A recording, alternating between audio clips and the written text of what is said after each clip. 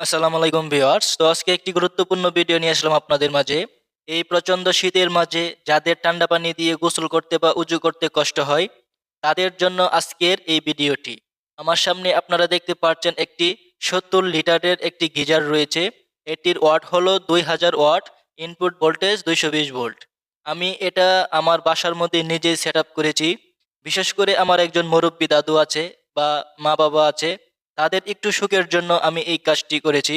আপনারাও কিন্তু আমার মতো এভাবে যেকোনো একটি গিজার সেটআপ করতে পারেন। আপনি নিজেই পারবেন, এটা খুবই সহজ, কঠিনের কিছু নেই। তো আজকে আপনাদেরকে দেখাবো আমি কিভাবে এই গিজারটি সেটআপ করেছি।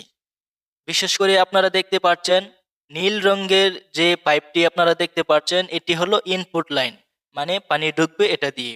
আর উপরে যে পাইপটি আপনারা দেখতে পাচ্ছেন লাল রঙের, এটি হলো আউটপুট, মানে পানি, গরম পানি বাহির হবে। আপনারা ভালোভাবে থ্রেড টেপ দিয়ে লাগিয়ে নেবেন যাতে লুজ কানেকশন না থাকে। অনেকের মনে একটি প্রশ্ন থাকতে পারে যে ভাইজান, আপনি তো কোনো চেক বাল্ব লাগাননি, সরাসরি লাগিয়ে নিয়েছেন, তাহলে কেমনে কি? তো এই চেক বাল্বটি না লাগানোর কারণ হলো পানির স্পিড কম। বাথরুমের ছাদের উপর পানির ট্যাঙ্কি স্থাপন করেছি, যার ফলে পানির স্পিড কম।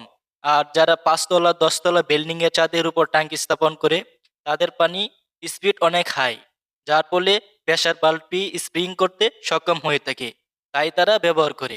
আর আমরা গ্রাম অঞ্চলে যারা আমার মতো একটি পিলারের মাঝে ট্যাঙ্কি স্থাপন করি, তাদের তো পানির স্পিড কম আসবে, এটাই স্বাভাবিক।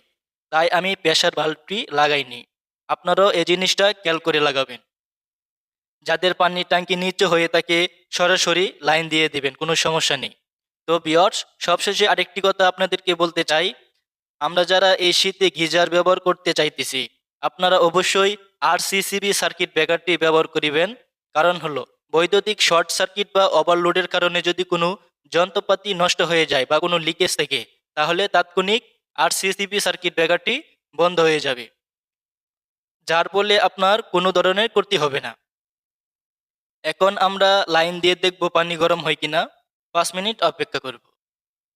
তো ভিউয়ার্স, আপনারা দেখতে পাচ্ছেন পানি অলরেডি গরম হয়ে গেছে। তো এভাবেই কিন্তু আপনারা এই শীতের মাঝে আরামে গোসল করতে পারবেন। তো ভিউয়ার্স, সবশেষে একটা কথা বলতে চাই, ভিডিওগুলো ভালো লাগলে চ্যানেলটিকে সাবস্ক্রাইব করে পাশে থাকবেন। কারণ হলো আমরা প্রতিনিয়ত আপনাদের জন্য শিক্ষামূলক ভিডিও নিয়ে আসার জন্য চেষ্টা করি। তো সবাই ভালো থাকবেন, সুস্থ থাকবেন। পরবর্তী ভিডিওতে আবার দেখা হবে। আসসালামু আলাইকুম।